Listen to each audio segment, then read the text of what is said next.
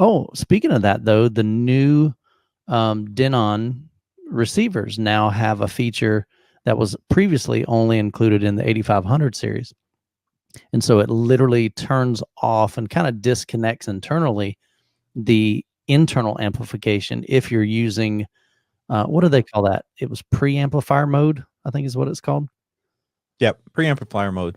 Mm-hmm. The only thing is, it's all of them. So if you have 11 channels, right, and you want preamplifier mode on, you have to be externally amplifying all of them. Yeah, you can't be using a 3-channel and then getting the best of both worlds. Right. I think the cool part about that is it's there. The cooler part is if they were able to implement that into some sort of way where you can just turn off the front stage, and then have everything else run, or turn off 5-ear level speakers. I mean, there should be a way to do that. And I one of the things, I've known with AV receivers, like they are the caboose end of the technological train. Like it is everything is where like 5 years into the future, we're still on 1990 menus. Like what is going on? The technology changes really, really slow. So that's another thing, like with why I said earlier, wait, a couple of years if you want to upgrade your receiver or whatever, because it'll be a couple of years before we get all HDMI 2.1 ports, all 8 ins and 3 outs or whatever that's on these things. So it's just like one of those things, baby steps. We get a little bit here, in a couple of years, we get a little more. We get it. And I mean, these guys are producing AVRs like pretty much every year. It's like a 12 to 18 month cycle for these products. So, I mean, if they give us everything at once, what are they going to make money on in the next year and a half? I have a question. So both of you guys did videos on the new Denon and Marantz, right? What are your top 3 favorite features? Oh, that's a good top question. 3, because they announced a bunch of different things. But what are the 3 you're like, oh, that's cool. I'm excited about that. A lot of it was geared towards gamers, So if you're gaming, there's definitely some good stuff there with the auto low latency. Then they had 2 other ones on there as well. So what I think out of the whole lineup, I think the biggest upgrade and the coolest one, in my opinion, is the X6700H, because they did the trickle down. So now we got 13 channels of processing in an AV receiver that's under $3,000. Now, previously, Denon's only AVR that has 13 channel processor was $4,000. So now we bring that down to 2,500.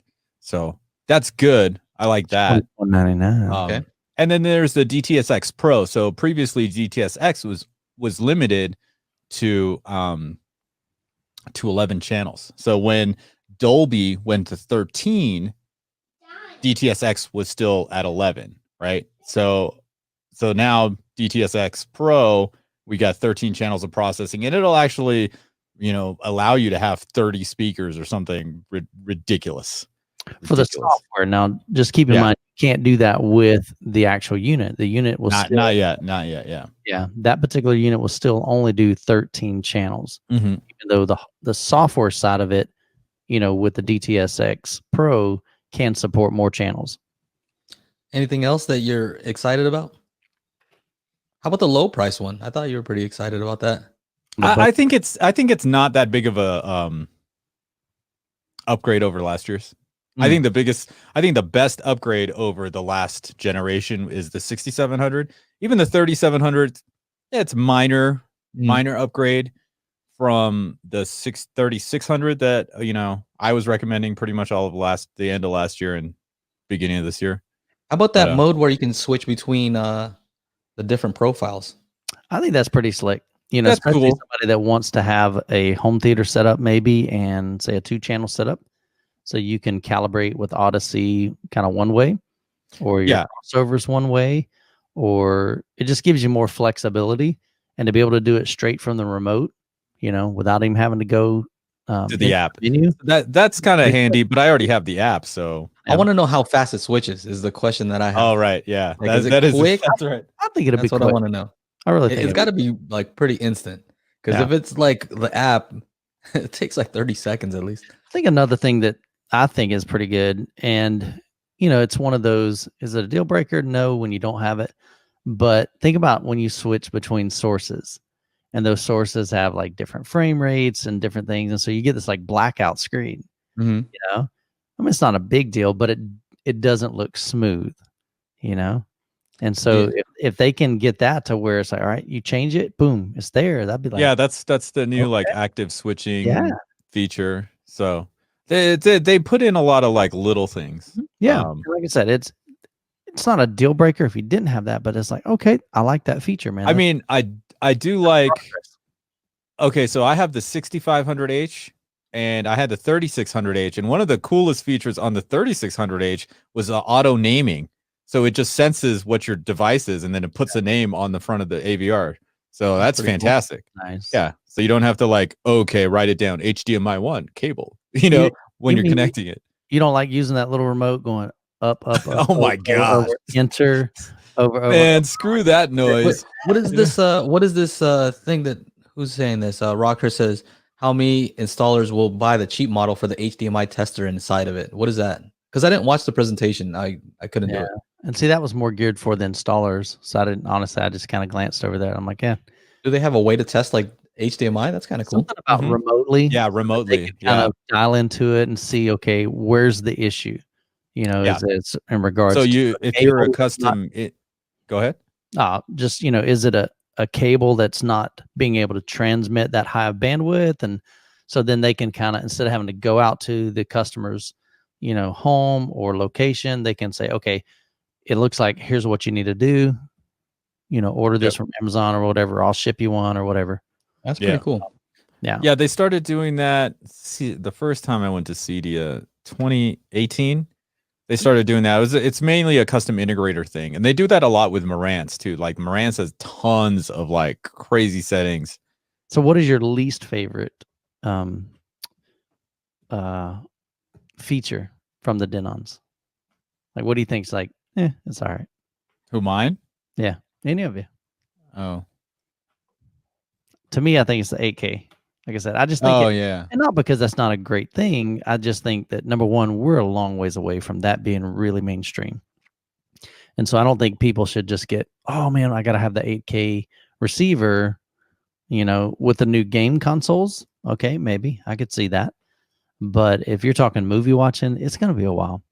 And to me, I would almost rather wait, if that was your primary focus, like you want an 8K display and want an 8K receiver, let that technology kind of evolve and get better, because over time it always gets better and it gets cheaper with just about everything in technology.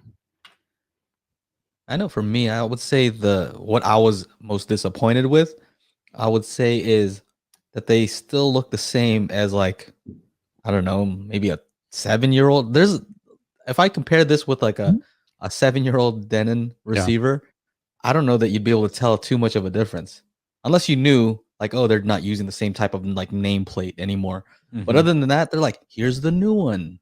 Like, that looks pretty much the same as the other one. So maybe maybe a little bit of design change, not a big deal. At the end of the day, it's not a big deal. And then I wish they would have updated Odyssey. I think that needs a little bit of an update. If they did that, I'd be like, ooh, get some tweaking there. Yeah, like a little bit more, maybe to make it compete a little bit more with Dirac. Something like that. Yeah. Maybe the next time. 2021. Maybe. I mean, if you don't have one, it's just because I have a 4500, so that's last year's model, and so I wouldn't feel compelled to upgrade coming from there. But if you don't have one at all, then yeah, sure, go out and get one, no problem, right? It's just, if you're the type of person who wants to upgrade, you want a reason to upgrade, right? I don't know that there are a ton of reasons, unless you do have 8K and you need some of those features and stuff like that. Yeah.